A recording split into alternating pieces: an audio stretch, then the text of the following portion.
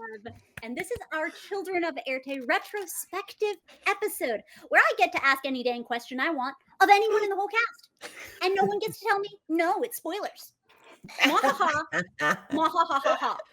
With me is this entire cast, and I'm going to let them all introduce themselves while I try to keep my emotions under control about this whole study. People, tell me who you are and how you could do this to me. Let's just go in our normal order. Yeah. There we go. So I'm going to jump in. Hi, I am Adam Bradford. I am the CDO at Demiplane, and I have been playing Silas Jordan that later became Silas Sorrell. Sorry for that spoiler, but if you're here, I don't know why you're here if that's spoiling you. But welcome anyways. So playing Silas Sorrell, your dimensionally displaced magical superfan. Hello, everybody. I'm Alicia Marie, and I have been playing Fairuza Armstrong, your attorney and barbarian at law. Hello, I am Jen Kretchmer, and I have been playing your friendly neighborhood troublemaker, Maeve Morgan Flynn. I'm Lauren Urban, and I've been playing Carolyn Nebula Stern, who is totally, absolutely a barbarian. At heart. Surprise! Or at least she thinks she is. She's a barbarian with a HP dump stat. Yeah. I'm going in. And hello, everybody. I'm Hope LaVelle, and I have been playing Miss Robin Beckett. I think that's all I'm going to say. And I'm Deborah Ann Woll, and I have been and will forever be your storyteller for Children of Éarte. So excited to be here with everybody again. It's like, oh, I missed you guys. Yeah. It's nice to be back together again. Mm-hmm. You just missed us like you didn't hit the AC this time. You're about to roll again, aren't you? I don't have dice set up today. Like, my desk is clear. There's no papers. There's no hastily scribbled notes. Oh yeah, remember this. You know? You just made me realize that I have to put my dice away. And Oh no! I put them away. I thought about bringing them back out for this, but then I thought, here's what you do: you put them away. And that's when you'll need to bring them back out again. Right. That's right. Laws of chaos. Mm-hmm. And if you find yourselves in need of dice, might I recommend our sponsors, Die Hard Dice, purveyors of clicky clacky math rocks. Use code Éarte at checkout for a 10% discount. We'll be doing a $20 promotional giveaway in chat during the stream.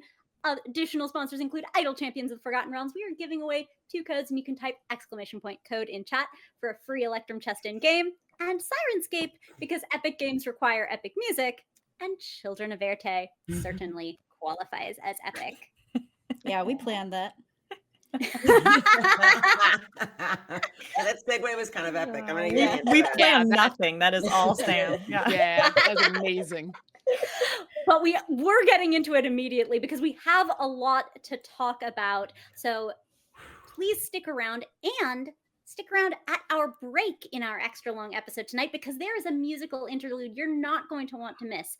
And if you want to join the conversation, remember you can share your questions with us, and some have in great detail, by asking your question with question in all caps in chat. But let's just kick this off. How do you all feel? I know a bunch of you done a long-running campaigns, but is this relief you've stuck the landing? Post-marathon, oh my gosh, I need to eat a sandwich. What has it been like to complete the story of Children of Éarte? I said complete, and now I've given myself a sad. Can I just do all the above? I have a sad, I have a tired, I want a sandwich. Also, I feel very proud, and also I miss it. Yeah. Yeah, I mean, I'll jump in. I've never really done a long running show like this. Most of what I've ever done before has been, like a pretty contained couple of episodes to as many as 6 or 8 kind of thing. So, the idea of and that was part of why when Adam, broached the idea of doing the show with me, I was like, oh, bucket list. I would love to see if I can do this, right? Like I've run published campaigns that have gone years. I've run homebrew campaigns that have gone years, but that's always like at home, and there's a very that's a very different, experience. And I was like, can I run a weekly live stream show for 2 years? Like, is that even something I can do? And so, so I was really excited about that opportunity. And, right before we came on and you were bringing up some like things you'd found in your notes from all the time. And I was like, oh, wow. Yeah. Like we made a thing like together, all of us sitting here now, including Josh and Sam, we made a thing, and a lot of really funny, amazing little moments that, I'll forget for a while and then someone will bring it up and it'll come back to me, like what a special memory and experience that we will share. And it is so rare to work with one group of people for so long. I will say, as the dungeon master, with the amount of work that goes into that, and of course I'm a particularly 100% kind of person, so I maybe did more work than I needed to do on certain episodes, but I was definitely like, oh, I'll take a break.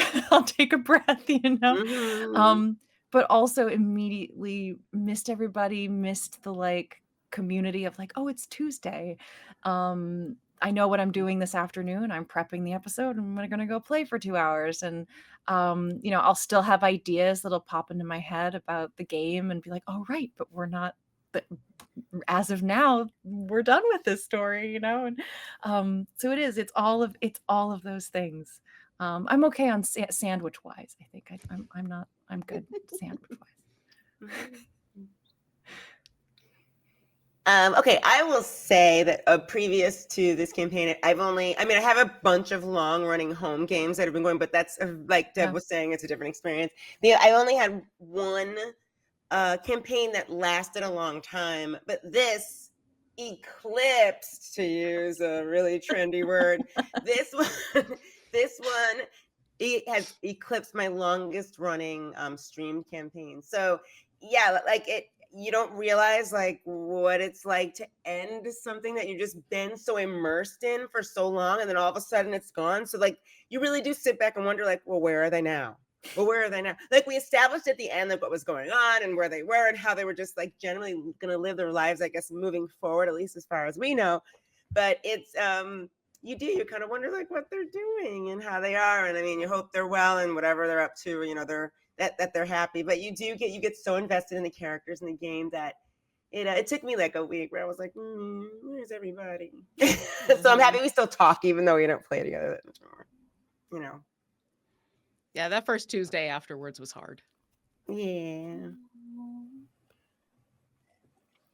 Well, with all of that, I don't want to stop us from getting into a bunch of the questions that people have had that now at last we finally get to answer.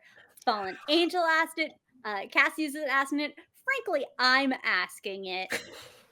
Steve? We want to know everything. Yes.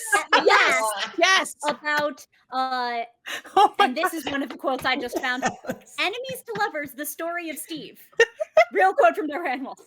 Steve has a whole mine named after him, okay? Tell us. You have never, it's actually not Steve, but it's all good.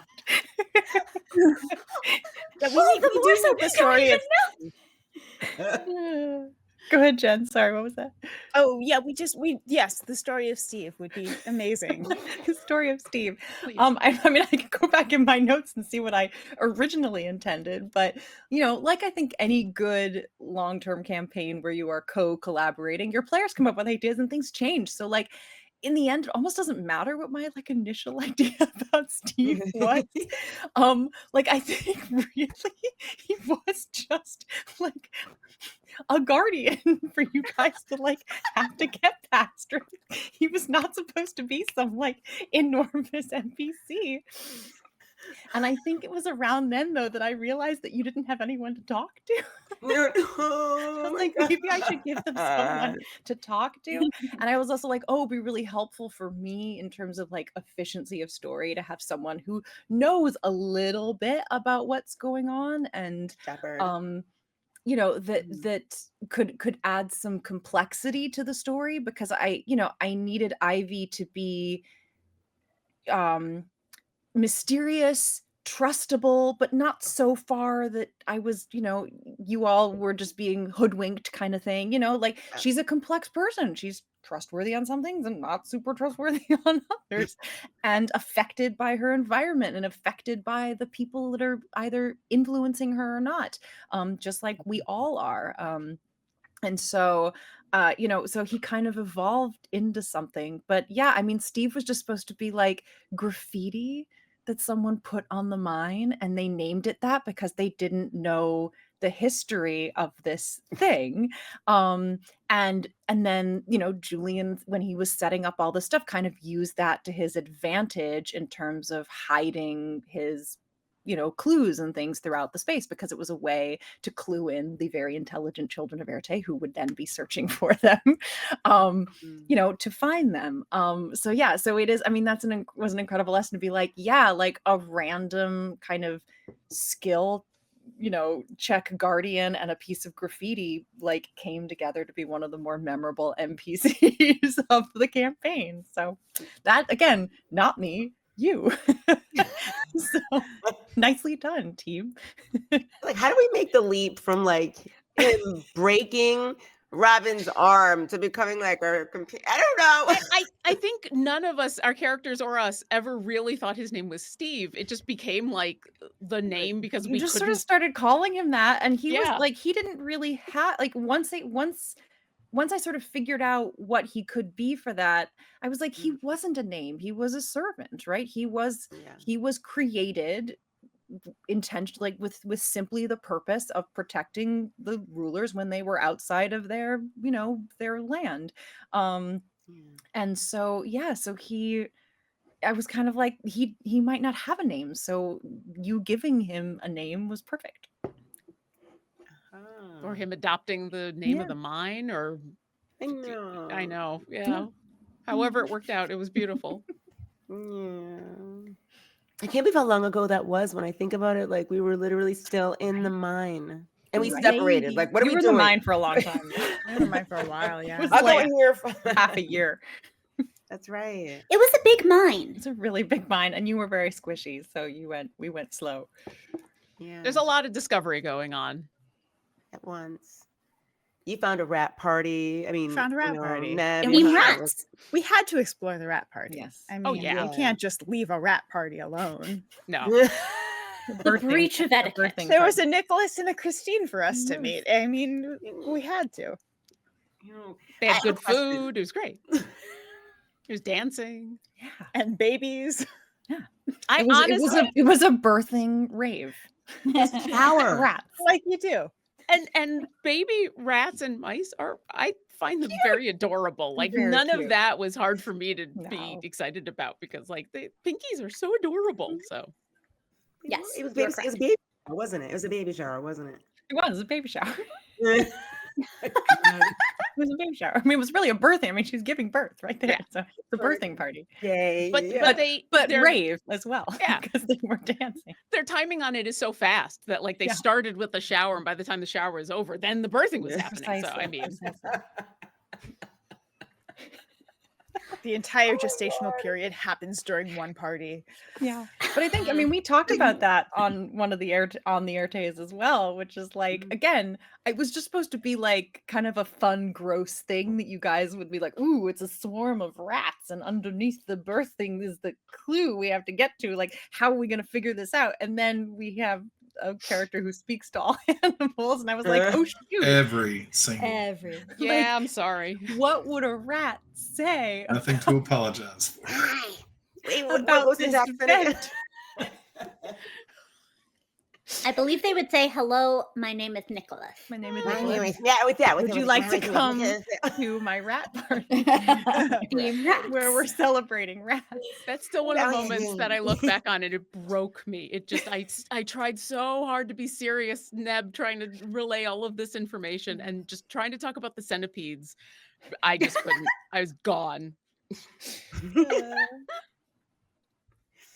Oh, there's a lot of moments like that. Nicholas may genuinely be one of my favorite, if not my favorite, NPC.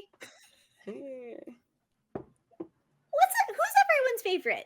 Because we've already talked about Steve, who is incredibly good and important. And our loved ones don't count because, like, you know, obviously we love our Wills and our Harold's and our Priscillas and our Pops and our Dr. Crays, etc., etc. This should be easy because you have like 3 choices. No NPCs. Yeah, there's some day players in there. Yeah. I'll go. Okay, I'll go first. I'll say my dolls. Yeah. I forgot about those. So did Silas. I hope they're terrifying someone right now, wherever they are.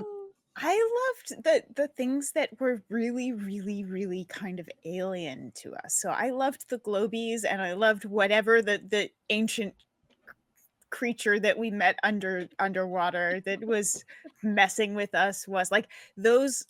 I loved all of our Pivums and everybody who was a little bit more familiar, but I really loved, Deb, the way you created these other, I love like orange blue morality and fae stuff and things like that. So these really different approaches to thought and how creatures viewed the world. Those are the creatures that I was like, this is so cool.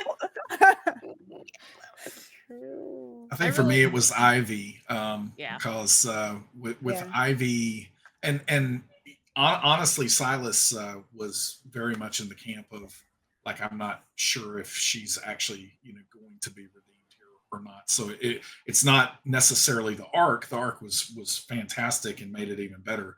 But I think for me it was Ivy went through so many different iterations of just, you know, presentation, and so that first time of, you know, catching in the window, all, you know, and the horror vibes and the herky jerky walking, and, you know, just it goes from that, which, you know, had all these explanations obviously, to then becoming this, you know, more and more, you know, reptilian goddess, because she's becoming, you know, less human. So just something about the transformation was really interesting to me about that. And then, you know, as I was kind of alluding to there, the whole you know, it's a love story. It does end up being a love story in the end for many people involved. It's a love story. That was really nice. I was also going to say Ivy because of that, everything that Adam just said. The other thing that I was going to say, and it's not like one specific creature, and once again, this kind of goes back to Neb trying to talk to everything. The fact that not everything wanted to really communicate, the fact that she had this naive idea of like, well, if I can talk to you, then you'll want to talk to me. And the various and sundry, like the big bird that we encountered that was just single-minded about its babies and eating, and it didn't care what she had to say. Like, I loved those encounters. Just scary, but then also like the being able to have a more emotional response than just, oh, we're being attacked by a bird. So I appreciated, as much as I kept apologizing for trying to talk to everything, I appreciated the fact that it gave a lot of those creatures a tiny bit more depth, especially to like if we didn't know about the nest, would we have killed that creature? Would we have then found the babies later and been like really upset? So yeah, you're right. There were a lot of moments where we'd see like the thing behind the thing. It's not just a monster coming at us. Like, even when, like, I think towards the end when we found Julian, there was some monster, then the baby monster down there with us too. or little big frog creatures. Killer. The little killer. So we had, like, Deb picked up very fast that we're really sentimental about animals and NPCs. Like, we're like, oh, it's so cute, even though it tried to kill us. You know. Look at you, you're so fierce. Don't fierce yourself, the tiny frogs. You're such a monster. You tiny frog trying to eat my shoe. You're so ferocious. We all come back there like 5-10 years later, and the frog is all grown up and remembers us, like, killer. The size of a building comes and tackles us. Yep. It's wearing like human skeletons as a necklace. We're like, oh. You've been successful in your hunting. Yes, you have. Oh, good, you're eating. I was worried about you. You've gotten your flesh. All right, You're so good. small. I don't understand. Why don't you eat more? You gotta have the good berries. That would Come be on. us. That would be us. Do you not like what I made? Do you need? Yep. Mhm. But truly, for all that you were sentimental toward many of these creatures, and you made friends with many of them. By the way, raise your hand if you didn't want Neb to talk to things. Oh, look, no one raised their hand. Everyone loved that. I wanted to talk to objects at this point. If we could have, genuinely. But like, not everything, as you pointed out, was amenable to conversation or indeed to peace. And Fallen Angel asked, as you fought some interesting creatures and had some harrowing battles, which were some of your favorites? Okay, I'll talk about how about my most stressful battle was with the what was it, like the pink ooze? The goo, yes. I love that all you had to do was this, and a bunch of us were like, "Oh, we know what you're talking stressful. Yes, but it was so good. stressful. It was so good. It was complicated. Of the water world. Yeah.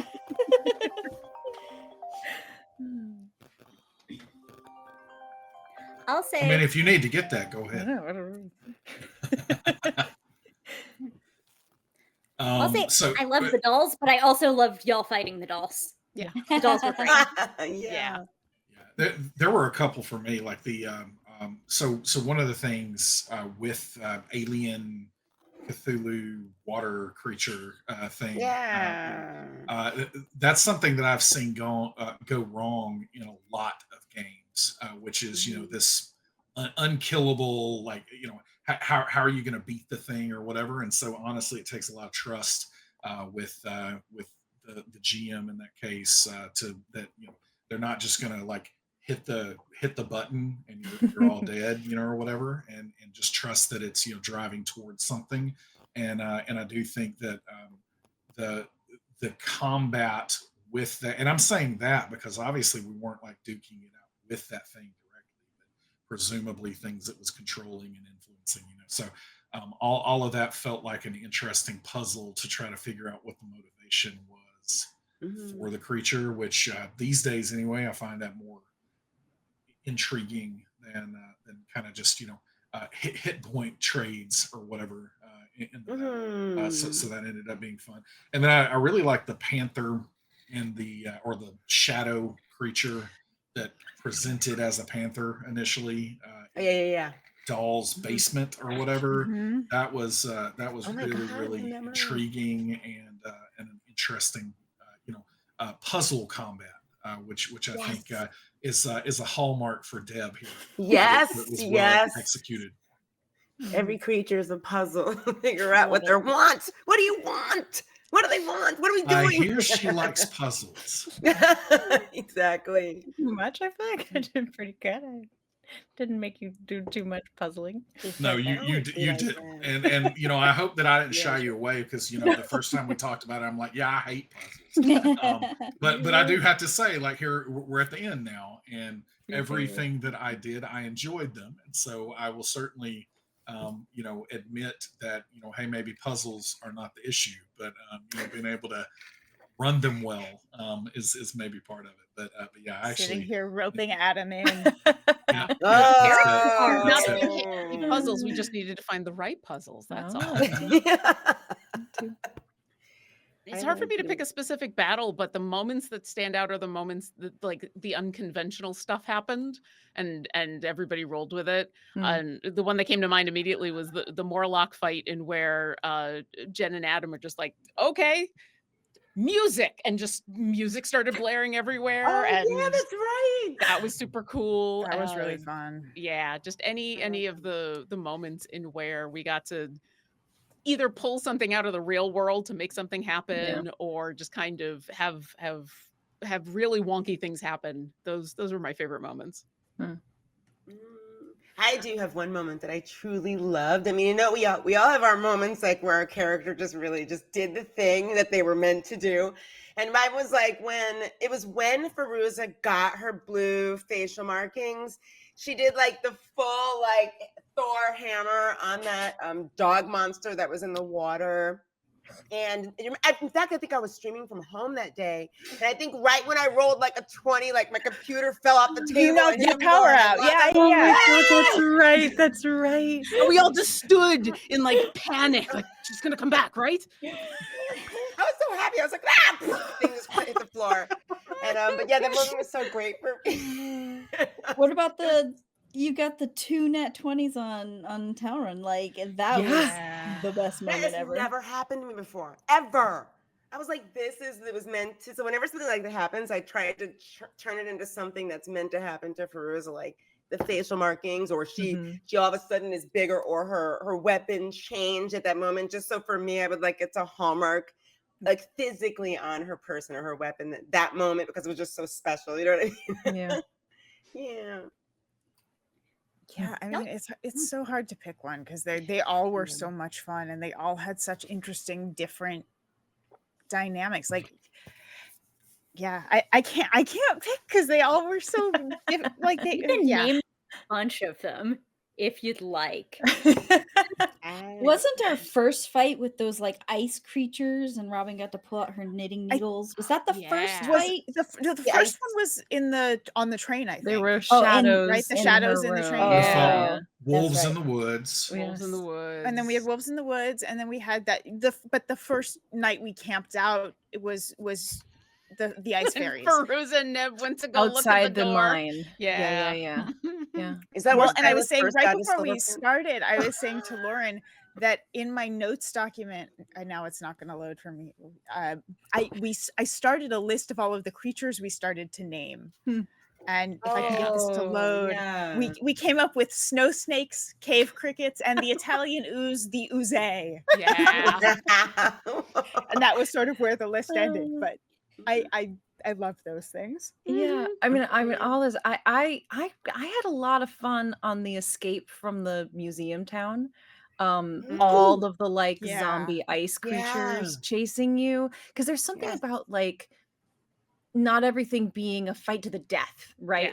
Of either of you, right? Like there was a clear sense of like get to the train, and like to me those are the best like horde mob battles are the ones where you're like, we have a goal. This isn't about killing everything. This is about getting through it alive. So like I pull out that one, and also at the very end getting through the valley and like fighting all the different types of creatures that had come in, and then some of them were allies and some of them were, and then like that was a really tricky one to figure out, because I was like, okay, I literally had like chutes and ladders, like I had like, or hopscotch, I had like squares, and I was like, as they move through it, and there'll be the different patches of creatures, and everything outside their square has ranged attacks from front and back, and everything inside the square has melee attacks. But if it's an ally, it's gonna hit the things that are trying to hurt you instead of you, so figuring that out. And so that one was really cool. But the one in the museum town, the old mining town,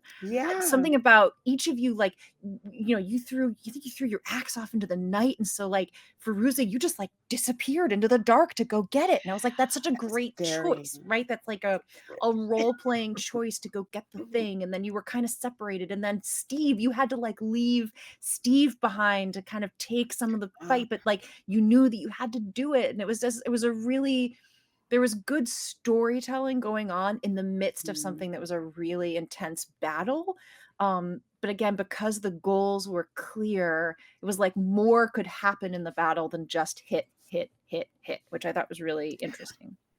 You're right. And also, like hordes fights always feel so epic. Yeah, you feel so cool.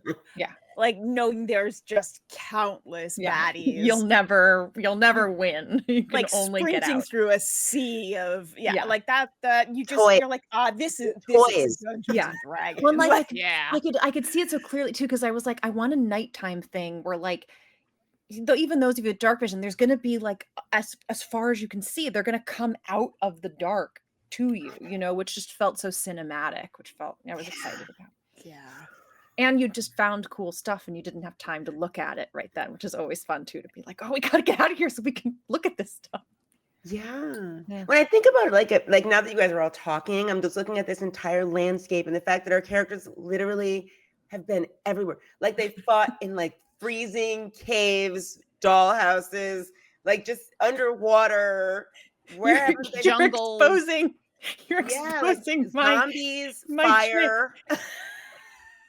I'm a very location-based DM. I'm very inspired by environment.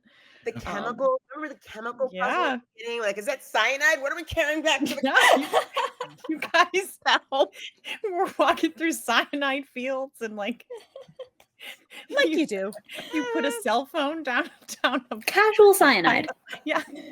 Oh my god. Oh my god. Boy. Because we didn't know any better.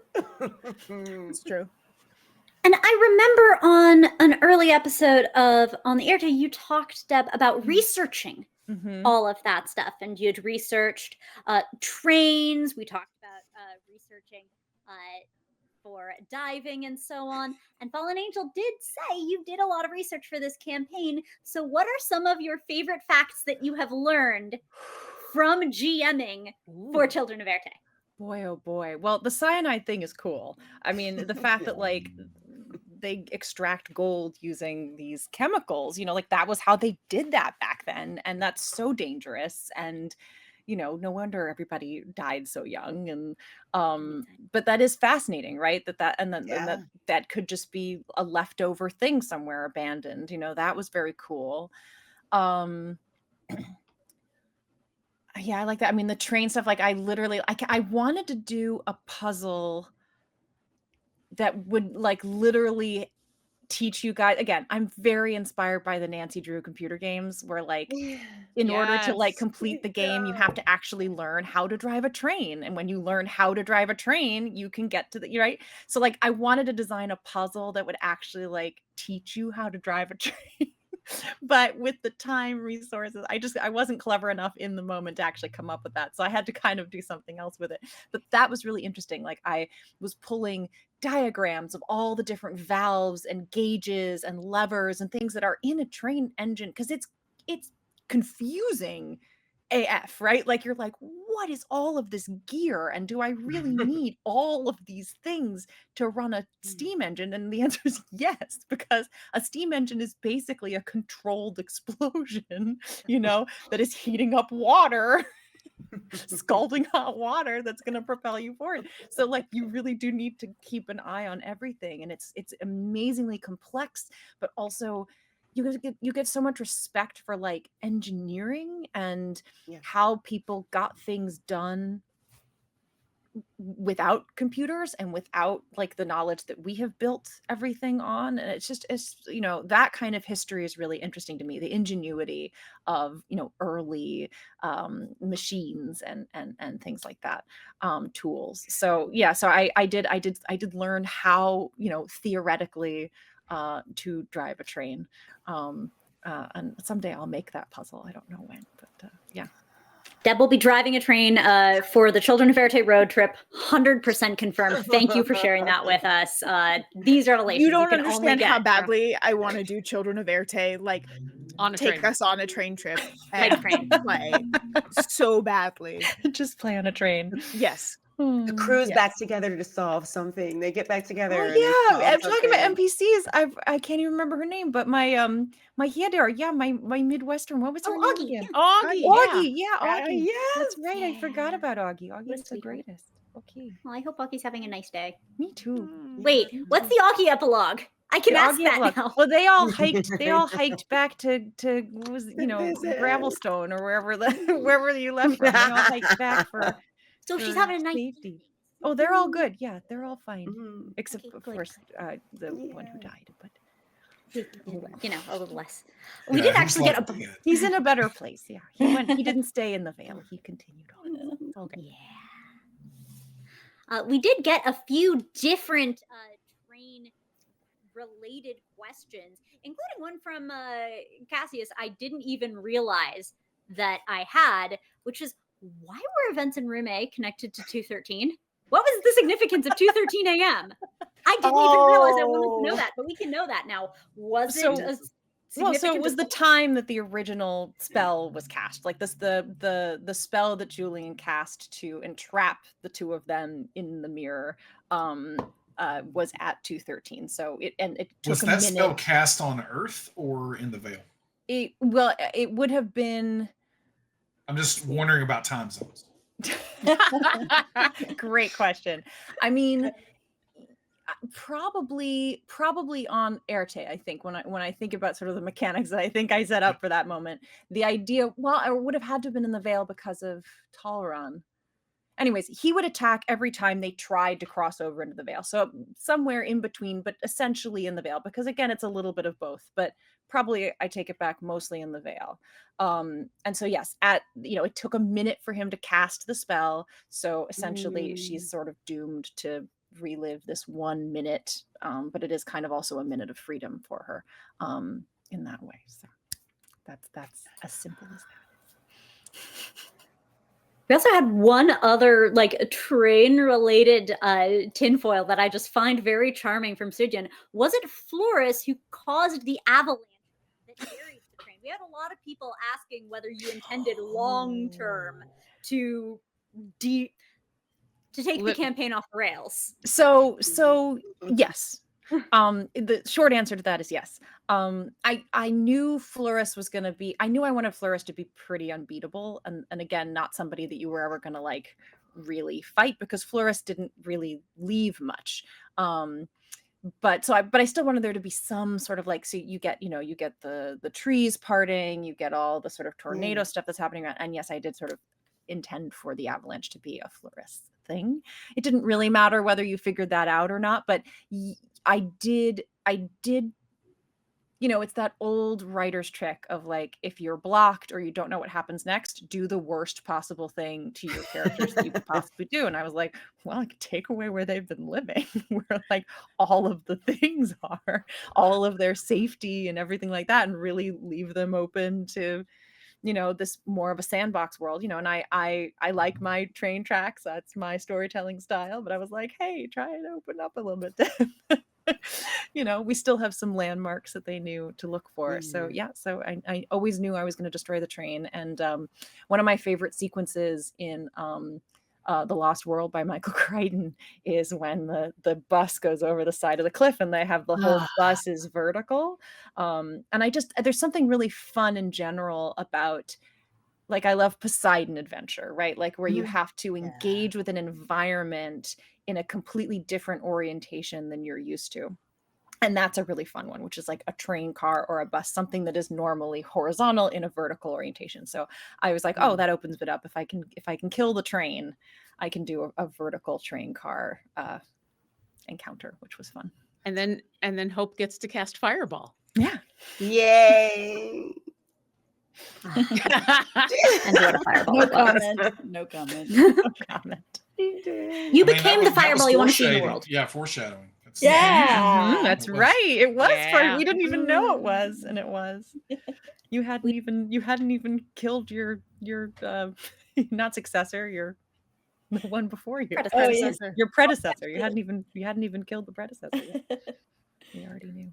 Well, how far ahead did we see any of that coming? Who were all of these people anyway? Why do we do the worst possible thing to our players? This and more questions we'll have when we get back. But it's time, because I'm impatient and I don't want to wait anymore. I would like a musical interlude. I've been promised this. I am very excited about it. So are we. Please enjoy. And we will be back for a little more of this in about 15 minutes. Stick around. Many questions yet to come.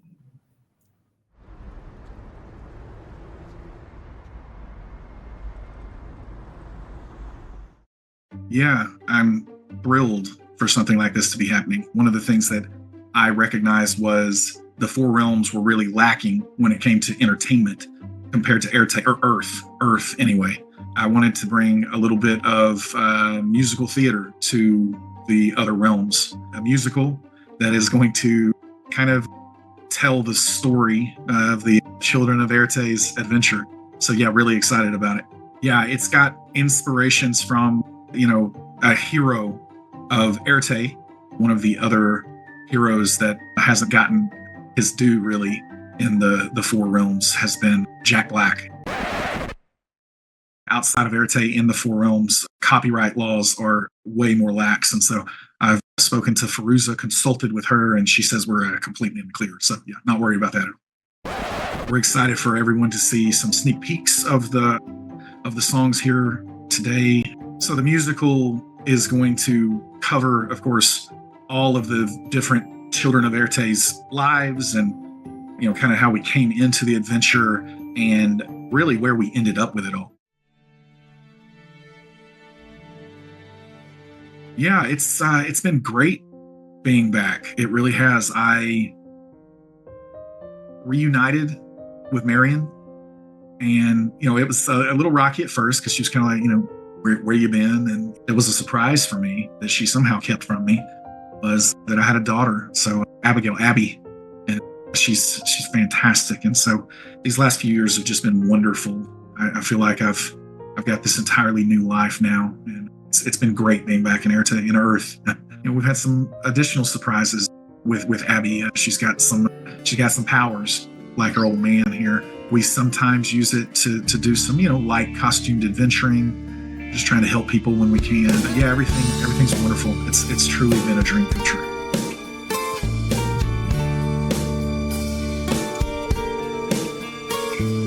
High above the boring stuff, head up in the clouds. There's so super fan, smiling oh so widely. Not much to say when you speak telepathically. Yeah, super fan. What is the secret of your power? Super fan, won't you save me from a life of the boring stuff now?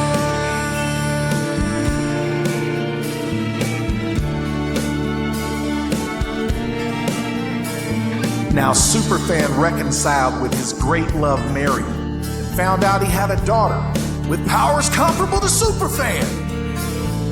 What powers, you ask? I don't know. How about the power of flight? Does that do anything for you?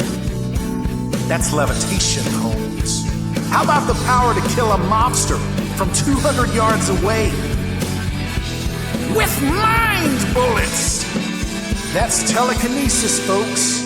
How about the power to move?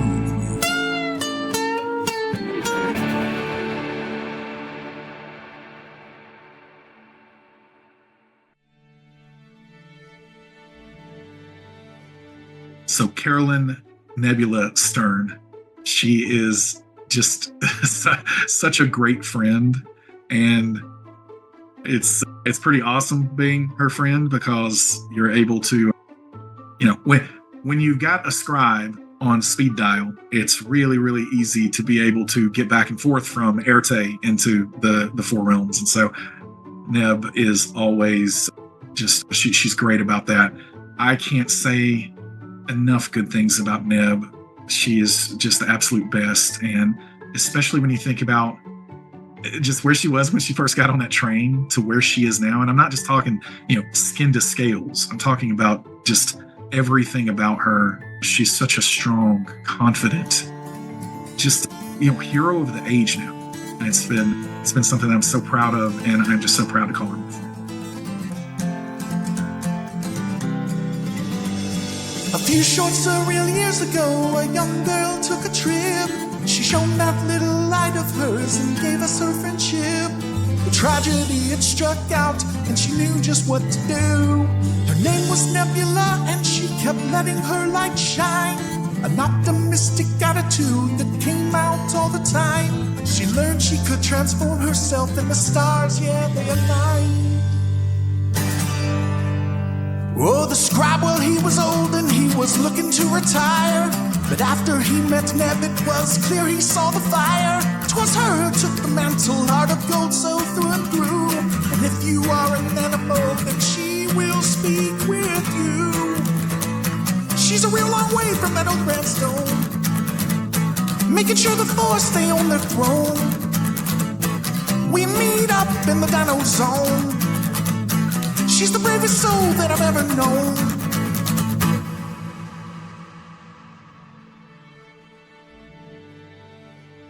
Maeve, yeah. I'm sure that, it was pretty easy to pick up on that Maeve and I didn't maybe, hit it off perfectly from the start. But yeah, she proved herself time and time again as, the word I'll use is formidable. She's just so formidable.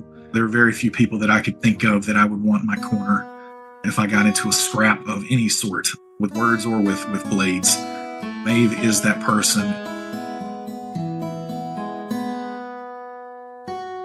What a clever prank you play. I never felt that way. What a tricky thing to do.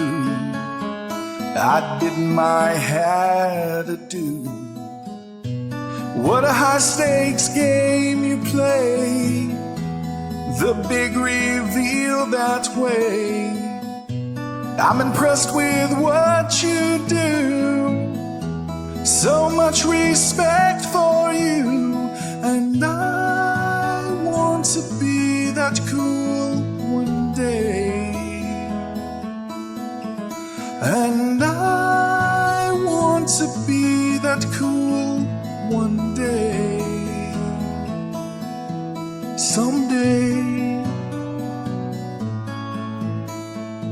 I really did think that my, creating things out of thin air powers is what brought, this hat back to me. I had no idea until I got back here to Éarte that this was the actual hat that flew off my head. Yeah, it was clear that she is too cool, and she is formidable. No one has swagger like me.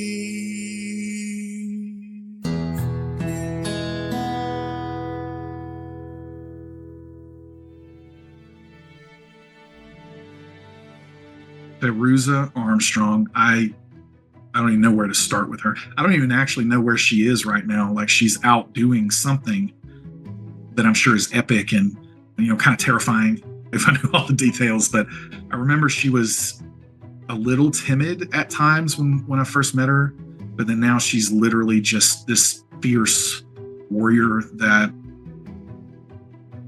just out there, doing good work and pushing back against the darkness. I mean, it's just such an honor to know her. I still get to see that awkward side of her. A lot of people don't get to see that. Truly love being able to see that and see all those parts of her. Fairuza Armstrong, how were we supposed to know? You had so much fight inside. Fairuza Armstrong, now everywhere that you go, the bad guys running hard, yeah, hear me as I sing the story. Tell me, do you know the legend of Fairuza now? Her specialty is killing things, and I must confess, she frightens me, she scares me. When times are darkest, look up, you'll find. Lift your gaze high. A storm giantess with lightning eyes.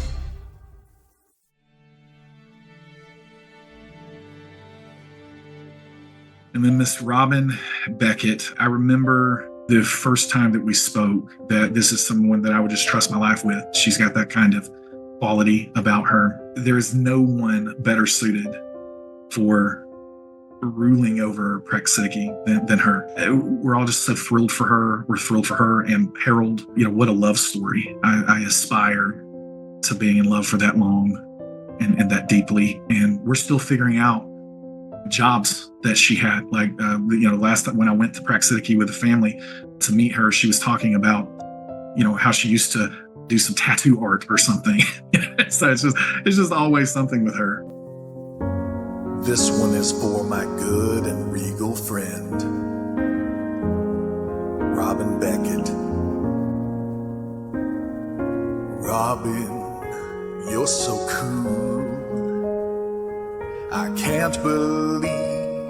now you rule. A life well spent. I hope you enjoy your retirement. Robin, Robin, Robin, Robin, Robin, Robin, Robin, Robin, Robin, Robin, what can't you do?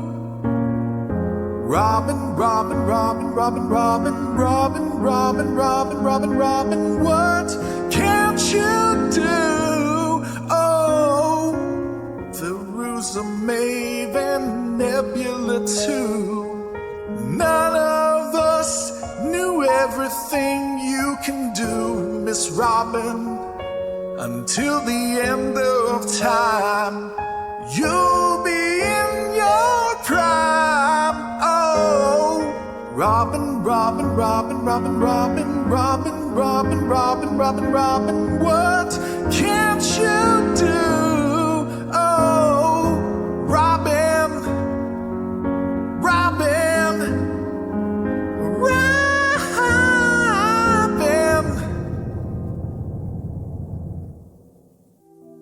I think the thing that I would want people to know that might go see the show when this is all done is that we just can't do it without you. We can't do it without just all the great fans and all the friends that we've made along the way. So, this is the camera, right? Yeah. So I want to address everybody out there that we appreciate your support so much. And it's been completely life-changing for us. We have heard from many of you that it's been life-changing for you, and we appreciate that so much, and we couldn't do what we do without you. So thank you for that. Really appreciate it. We'll end here with one of the earlier songs that will be in the musical, but it's kind of going all the way back to when we finally put the mirror back together. So that's what we'll head out with.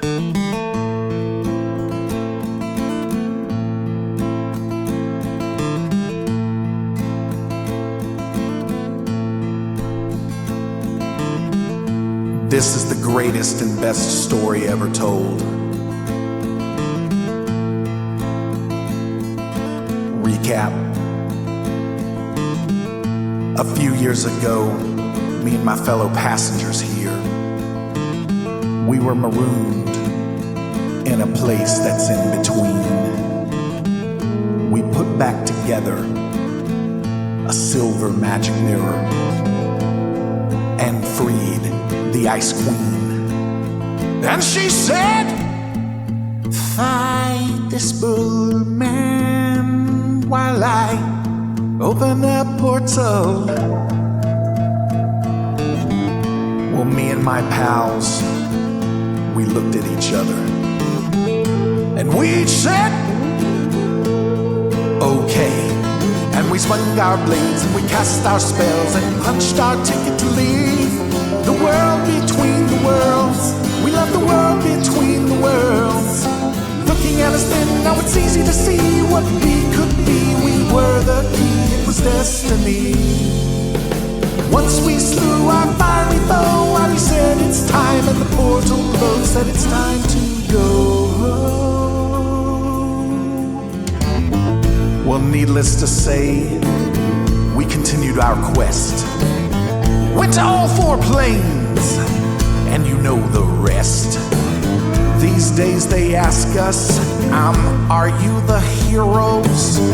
And we say nay, we are children, rock!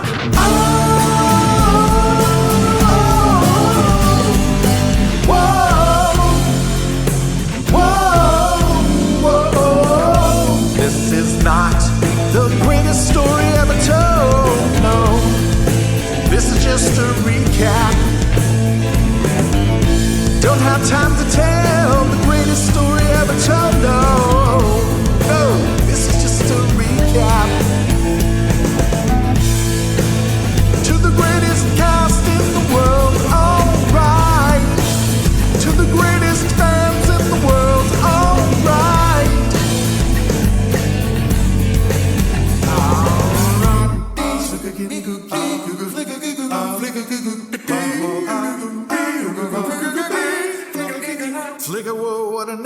future.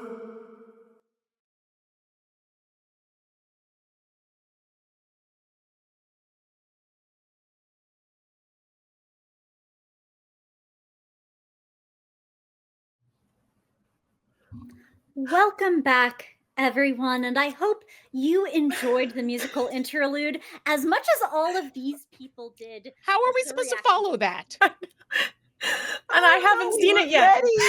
You guys, everyone at home, I'm not technically proficient enough to do this and have the thing up at the same time. So all I'm doing is watching everyone go, and I have no idea. But I think it's safe to say, Adam. Seriously, like he's like, I'm gonna throw something together real quick. We're like, Come huh? on. Yeah. Just send us a little bit of footage. I got this. And then y'all did great with the footage. Stuff. I want that. By the way, that wasn't a real arcade cabinet, but man, wouldn't that be great? Honestly, I mean, scrap the whole Children of Éarte movie. I want the Children of Éarte video game. That's where we put the bunches of money. Agreed. That's absolutely what we need. Kickstarter coming soon. Yes. Yeah, I just want to do something special for all these great characters that this incredible cast has put together. Y'all have really done just such a great job with this. I think that I've watched a ton of actual play out there over the last several years, and obviously I've got quite a heavy bias here. But I do think that what we've done with the show is very unique, and I think all of you brought to life characters. I've said this before on these after shows, that you've brought to life characters that I actually like. And I cannot say that that is the case in all of the things that I've played in over the years. There are lots of times where I'm like, like I love that person that I'm playing with, but man, their character I just don't like their character. And all of these characters, I want to know every detail of them. I wish there were books written about them, so just, very entertaining, very interesting characters. And so yeah, I love the idea, like that little thing posits that, we're still friends, and the characters are still like, interacting with each other, and that there are all these adventures that no one will even, ever know about. So I mean, Neb can just show up and be like, okay, let's go. We're going to visit people. So, and she's doing that constantly, just showing up places. Just ripping through the space-time fabric of space and time. No traffic. That's right. I mean, like, I have to applaud Silas. I mean, he was a land thief, and then he became a sky thief. Then he got sea thief. He did get sea thief. He got the whole Captain Planet bridal pack. He even got the heart thief. The heart thief. You remember why that came about? Is because Adam rolled poorly. I guess you're just a land stool, the key on the boat, right? Yeah. And I was like, how do I explain why he can't do it? Well, You're more of a land thief. You're more of a land thief as opposed than a water thief. And then we'll never lose it. I love it. I love it so much. It's a new background. You have to D&D. You have to earn each of the different to get the proficiency. Land. Funny things really more land. That's great about these games. Like, I'd be driving Embrace home. Failure. Embrace when failure. Yep. Well, and also, but like as a DM, like part of me's like, it's because I couldn't come up with anything more clever, Like it was just like that's. But it ends up being iconic. So.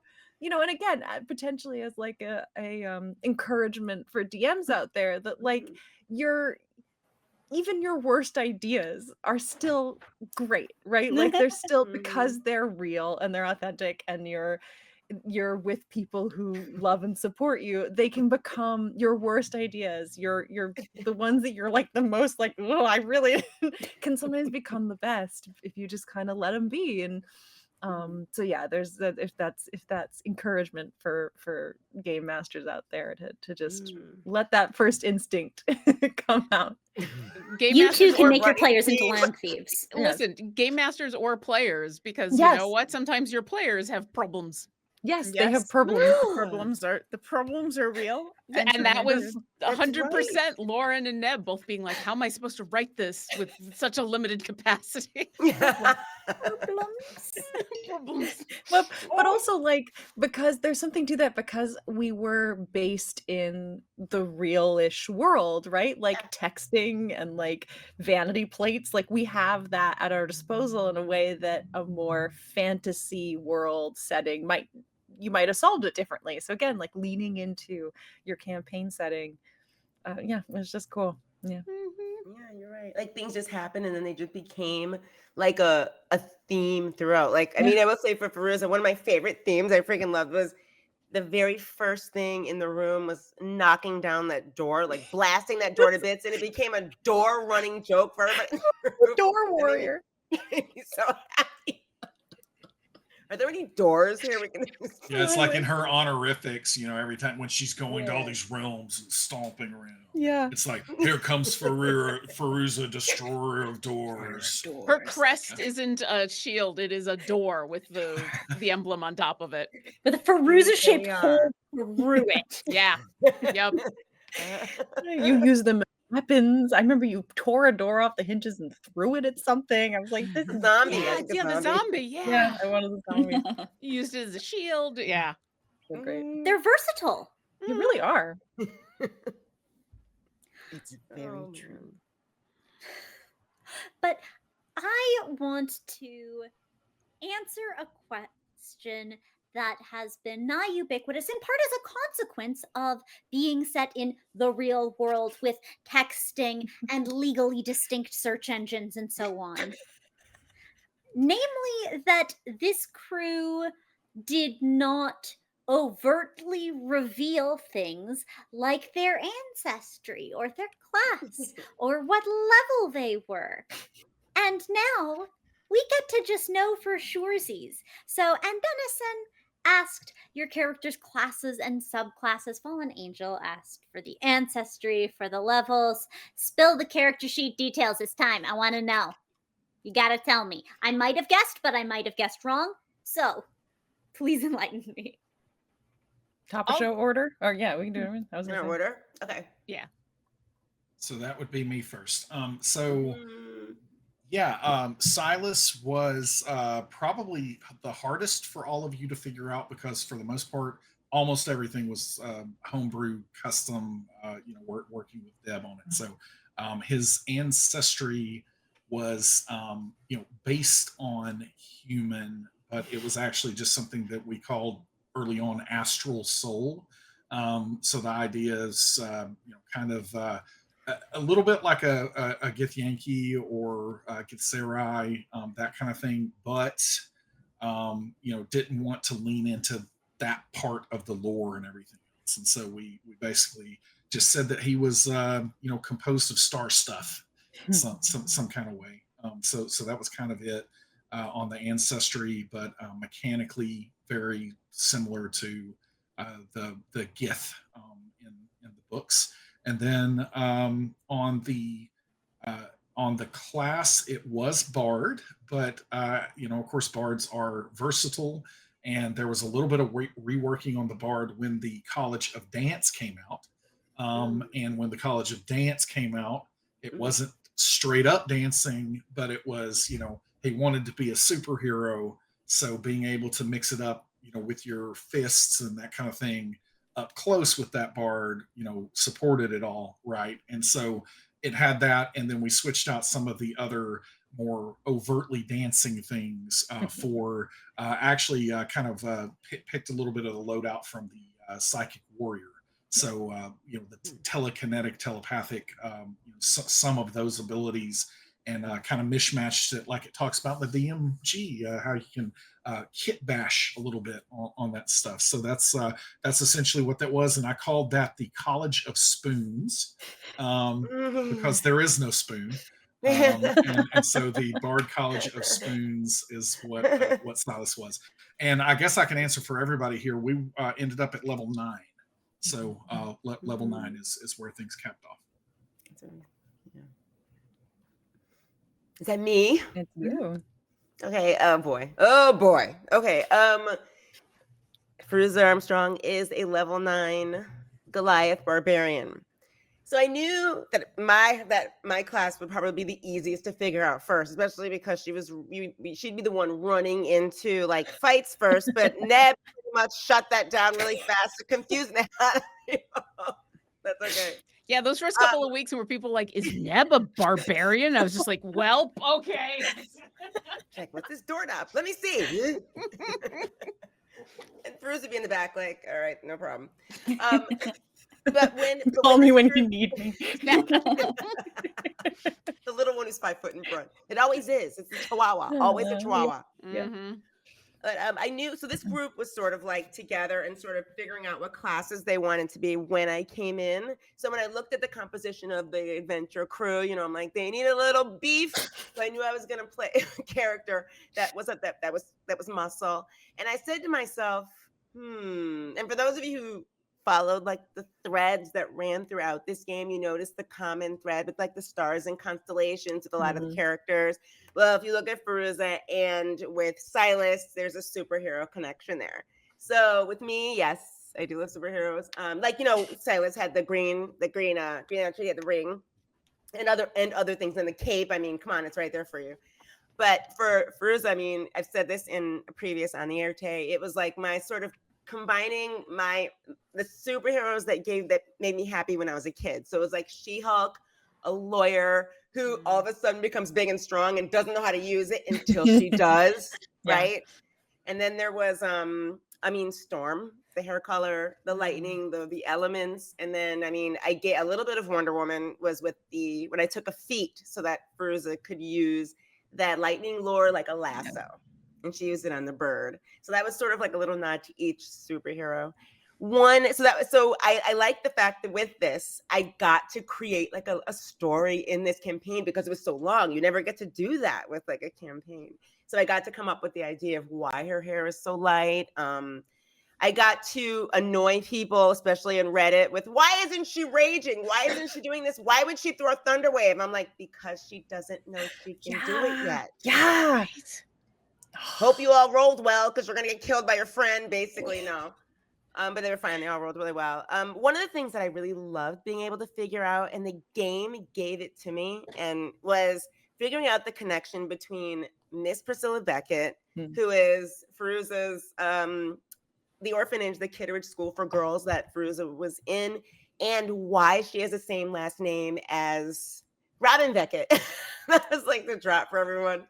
I said this at the very end, very last episode, basically, when Fairuza's patron was trying to figure out, like, I have to live as a human so I can look over this child, you know, while she grows into this master warlord, basically. And she walked by a bookstore and saw that book that Robin wrote. And she said, well, I'm just going to take the name Priscilla because it sounds like princess, and then Beckett. So she became Priscilla Beckett.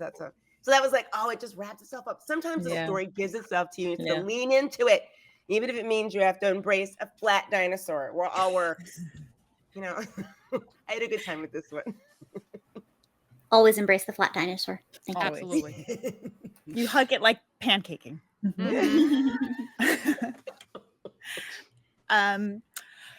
So Maeve was a satyr hexbuckler, so hexblade and swashbuckler, and Flynn was the swashbuckler being clued way before I ever took those levels. So I had an intention of going that way down the line. And her entire and there were some modifications to her build, so there were a few things that we sort of added in and tweaked a little bit. You're going to notice that theme throughout. When you're all done, I'll explain a little bit of what the brief was. But yes, all of this is heavily customized. So these are with not only my permission, but my encouragement and all of that.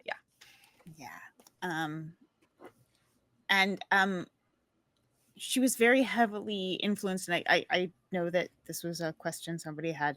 I had talked about that there was a mythological story that heavily influenced her, and it was Dionysus. So there's a ton of Dionysus lore in Maeve. Everything from Dionysus was twice mothered, which is part of why Maeve had two moms. There was Dionysus moved to the east. There's stuff about the grapevine, obviously, and just lots of little bits and pieces and little hidden Easter eggs of Dionysus lore hidden in Maeve's storyline and background. And also fun little goat things. Like I was showing in my notes, I had a list of different ways that goats show affection, because it's specific, and it's things like they'll look you in the eye or they'll come up close to you. And so those were things that Maeve would slowly start to do with people she trusted, that were behaviors that I was drawing on from actual goat behaviors. These were the kinds of things I went into as I was building her out. And then obviously the reflavoring all of her goodies from the very beginning was something I really liked doing. And in terms of her patron, I didn't know too much. I sort of gave Deb a very open-ended idea about where I thought that the pact came from, and that was sort of what we went with. So I don't have much more beyond what everybody has, other than Maeve wished upon a star when she was little, and somebody heard, and that's how it happened.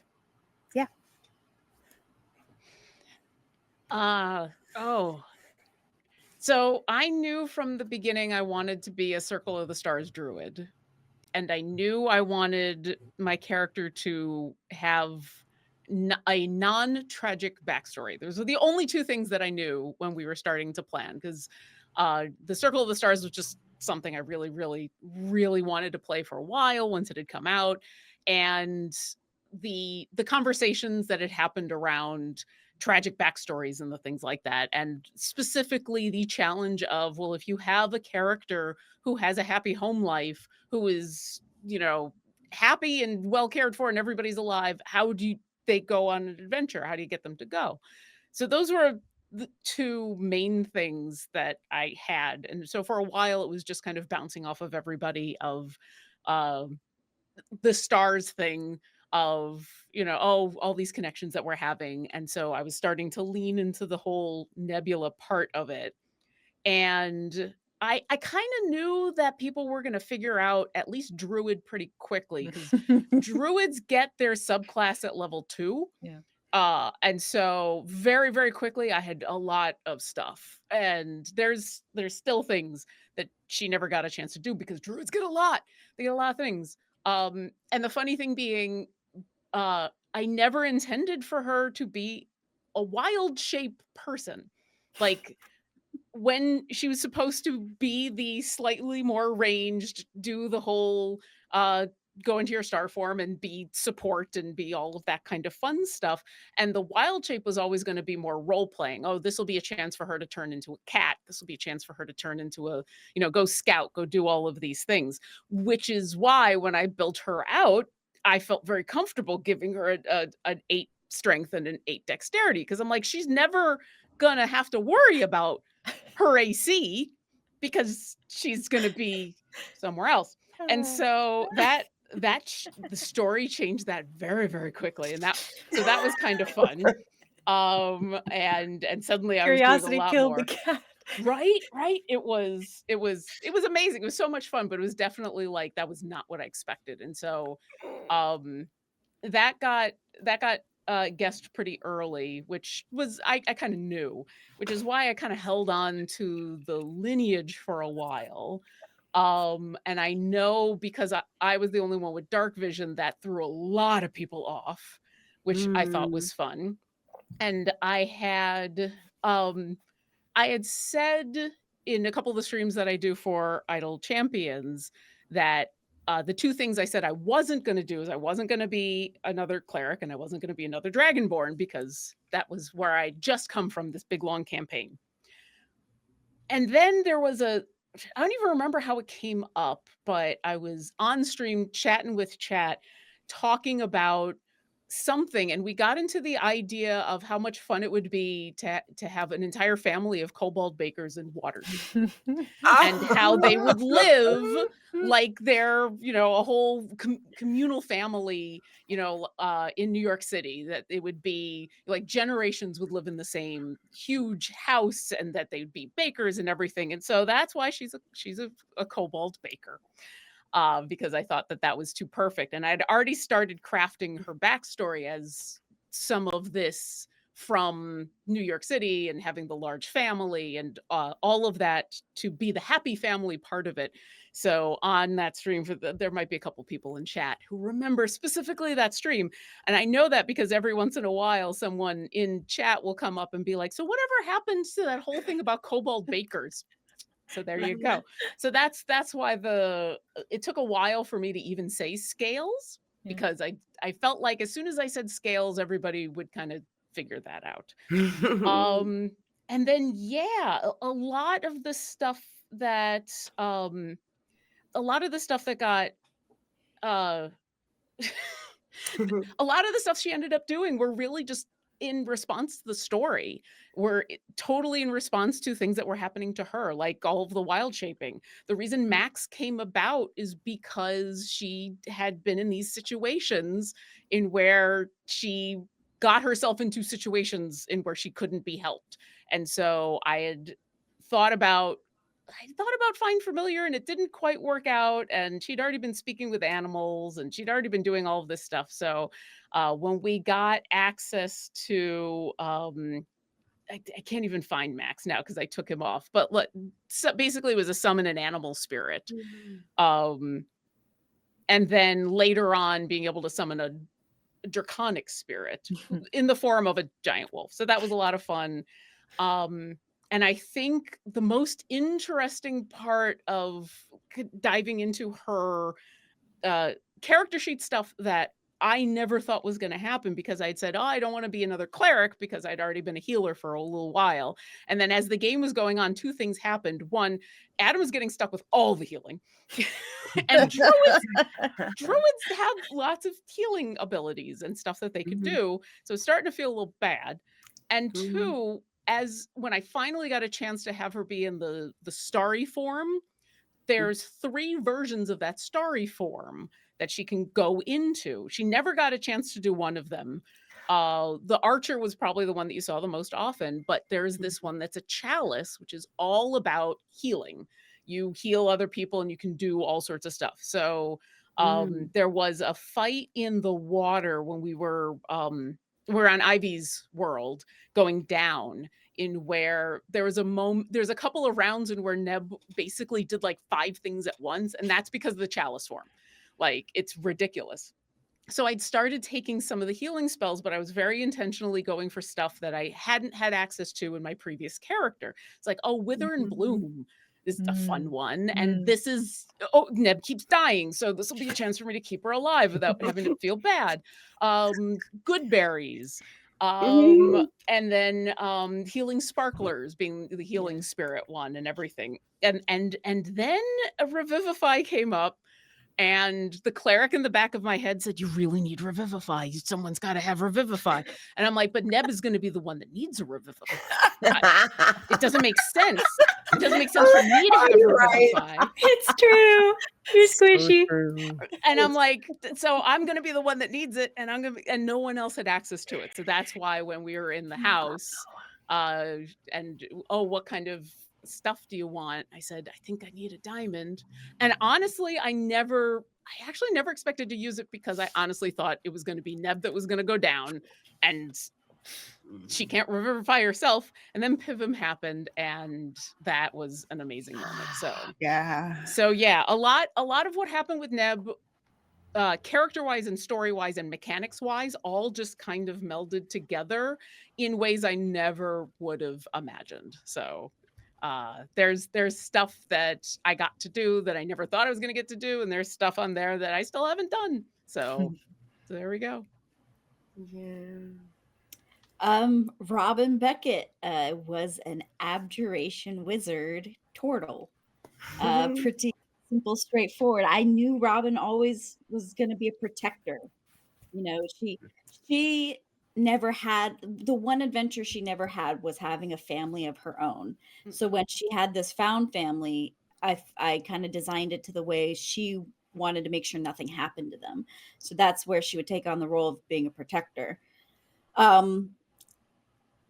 And when it came to her being a turtle, I had, Deb can attest to this, I had such a hard time deciding on what type of, ancestry Robin was going to have, because the art that came out of her human self was so perfect and so adorable. I didn't want her to ever change. So when it came to like adding an ancestry that you would slowly kind of form into, I was like, what? I don't, and like Deb was like, you don't have to have one. And I'm like, but I kind of want to. And so it wasn't until like we were weeks into the show when I finally emailed Deb and was like, okay, go with turtle. Well, I remember we were on a Zoom and like going through one by one, and there were a couple that we were sort of like, oh yeah, that might work. And then you got to turtle and everybody on the Zoom just kind of went. Yeah, you sort of went about. Yeah, and kept going. It just made sense. Nothing else fit. Yeah, it really did end up making sense, especially when you read about the turtles and how they carry their home on their back and they go off an adventure. And so it worked out really well. But being a wizard, it was a really cool thing because, and Deb will probably talk about this, so she says, you guys are humans, so it'll be fun to justify your spells through a human way. Like, so that's kind of what inspired the whole, oh, well, how can I justify wizard spells? Yeah. Oh, well, I'll justify them by having tons of experiences I can pull on. And therefore her spell book is just a photo album, so that's kind of where the whole start of like, I needed ways to justify all the spells I was going to have. So therefore, let's have her have had tons of experiences she can kind of pull from. And that in its simplest form is kind of how she was built. And I'm really proud of her. Yeah. I mean, exactly what Hope just said. I think. Deb, I'm so sorry to interrupt, but I feel like if this doesn't get asked, it's never going to get asked. Like, okay. I mean, how many jobs did Robin actually? Yep, there it is. What's the number? What's the final number? And what are the ones we didn't get to hear about? Okay. Total jobs, 94. Total jobs that I didn't say in the show, 44. What? You said 50 something? Something like you got through more than I would have guessed. A little over 50%. Yeah. We get a lot more story from Robin. Wow. I'm surprised we didn't get through 44 jobs. So is there a job on that list? We could do 44 jobs? Yeah. Of those 44 that we didn't get to, is there one that you really, really wanted to? Yeah, give me some highlights. Oh my gosh. We can make it happen right now. I mean, I know like we probably don't have the time for you to rattle off 44, but like what's like one that you wish had come up? I did talk about this on the Éarte, but it didn't come up in the show. That she was a crop duster, so she actually knows how to fly planes. Whoa! You can fly in what's called an air tractor, It's called a Rockwell Thrust Commander. She spent some time on her friend's farm taking care of the crops while her friend was sick. So that was one of the jobs that was my Children of Air favorite. Tractor. I get it. She's an air farmer. Wow. Yeah. There you go. Not a land farmer. She's an air farmer. So I thought it would be cool if we ever needed to fly a plane, I could justify it. Or if you Well, had now started I'm to fly sorry. before Silas, then you would have had a reason. Yeah. Funny. So yeah. Yeah. Okay, Well, so yes, I'm so glad we got to that. yes, Yeah, sorry needed for to the hear interruption. that. Yeah. Absolutely. Mhm. But yeah, I mean, I think exactly what Hope is saying, that one of the things that I miss sometimes in the more straightforward fantasy beginnings of stories is, one, the vulnerability of humans, right? We really are so vulnerable. We are so squishy. We cannot see in the dark. We have no, no protective skin or anything. We are so vulnerable. And sometimes when you play in these fantasy settings and you're so strong and impenetrable and you have all these things, I miss that sometimes. I wanted to reintroduce that on some level, but also have our cake and eat it too, which says you can have the benefits of some of these ancestries, and they'll come more and more into play as we go through, but bring in a little bit of that vulnerability again. And then the other thing we miss is this idea that you live in a world with magic. And so magic is actually not that special at the end of the day when you start again in a fantasy world. So again, how do we make your ability to do something magical, to change into an animal, to create something out of nothing, to, shoot lightning out of your fingertips and hair, like, how do we make that something unique and special? And it was exactly that. It was allow your characters to discover that they can do it and have it be something special that they have not seen in the world.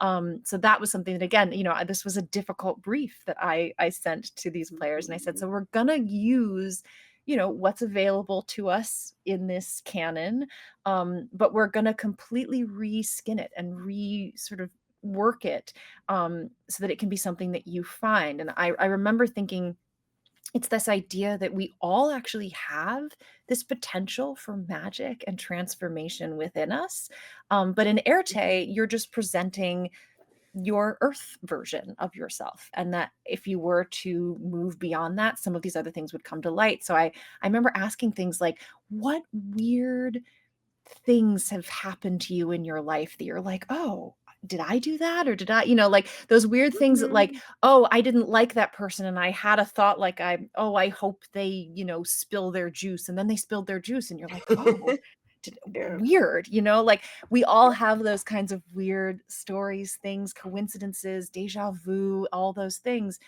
that have happened to us. And potentially, what are the stories from your character's life growing up as a human where you were like, huh, and now those get amplified and we start to see what those are. And so I could not believe how beautifully every single person here took that very strange request and ran with it and created something really so unique, I think, to each character, right? Like, and not each of you learned your magic in the same way or had the same feelings about it. Some of you embraced it immediately. Others of you held off and were more, concerned about what was happening to you. And I remember continuing to sort of emphasize that, like, this doesn't have to happen on a level by level basis.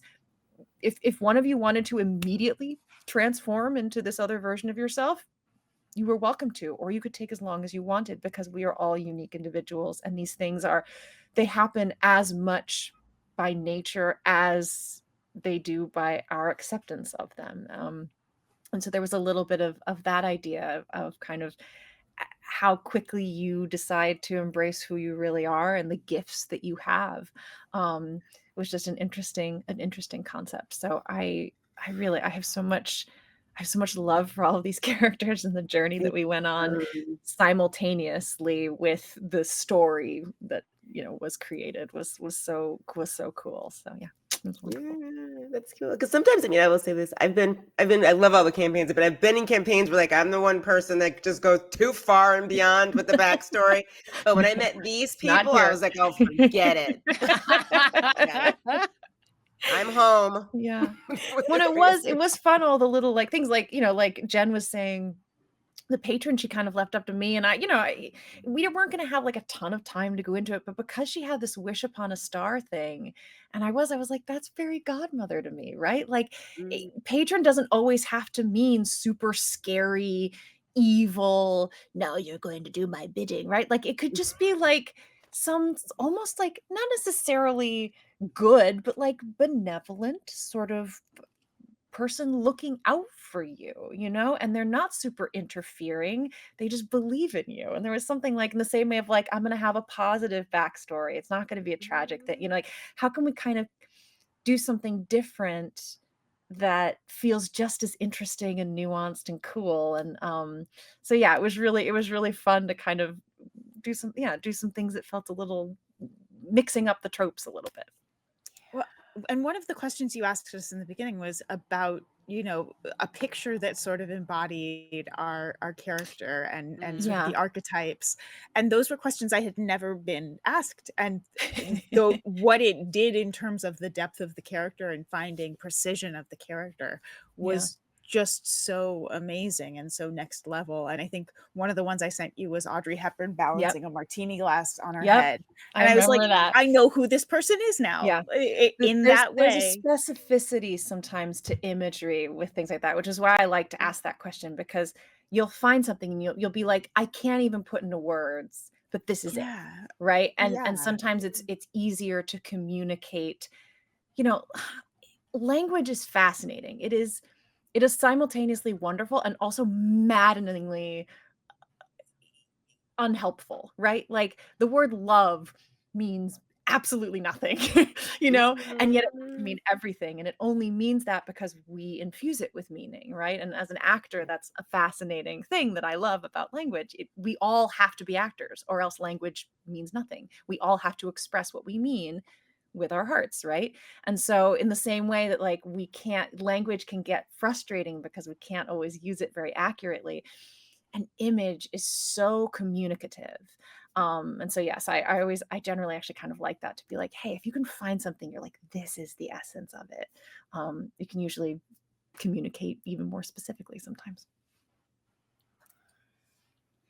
It created a show that was not only unusual in the underlying conceit that magical characters are from our world and texting on our phones, but ultimately capturing that vulnerability of humans coincided with a cast and a campaign that explored the vulnerability of humans, but like inside though. You all did really beautiful work. And I'm not just gassing you up. Like it has been an honor to be your after show host, but like that was a fantastic pretext to watch just absolutely a phenomenally done campaign. Like y'all elevated our sense of what's possible in actual play and set like a standard for what these games can be as pieces of story and character, and also just exciting fighty fun times. And to be just a complete breakfast of heartfelt and silly and terrifying and fascinating has made Children of Éarte something really, really special for us all to be a part of. And I blame you for every single tear I've shed since the finale. It is all y'all's fault. But truly, y'all can find these fine storytellers throughout the internet, making mischief and breaking our hearts in the best way. So don't let the series finale be the last time you catch these incredible people. But that wraps us out. Thank you, Sam, for everything. Thank you. That was beautiful. Thank you. Excellent. The both of you, Deb and Sam, just basically like just closed us out. Thank you. Yeah. And for all of you who are watching and stuck with us through Yes. how many weeks? Oh my God. 76? Is that where we ended? The whole story. And I mean, in the beginning, we know that it was kind of like, what are they doing? Who are they? Where are they? Is this D&D? What's going on? You stuck with it. And we appreciate that you enjoyed the challenge. Yeah. That it wasn't well, why haven't they told us what is going on? I was just like, ooh, we get to figure this out. Yeah. Like Deb gave us puzzles, and then Deb gave the chat puzzles. It was great. Well, that's something too, right? Like, again, we're so used in games just knowing everything and the meta of that. And so much of my instinct with this game is how to help take the meta out a little bit. And it's like, you didn't know what you were as characters, right? Like, your characters didn't know that you had these other qualities. So I didn't want to take a beat out of the story where Lauren as Lauren explains who Neb is, even though Neb doesn't know who Neb is, right? Like, there was that didn't feel to be like cohesive with what we were doing. And so it was more fun to kind of say, let's all kind of just figure it out together. When I was 14, I didn't know who I was, and I still don't today. So I couldn't stop and be like, well, Deborah Ann Woll is a human with this snap lock, I couldn't do that. So why should we do that for our characters in some way? I don't know. They're going off tangent. Sorry. Well done, all of you. Thank you so much. This closes a chapter, but maybe not a book. Yeah. So good night, all. And as we go off the Éarte, please remember, you are who you believe yourself to be. Good night, everybody.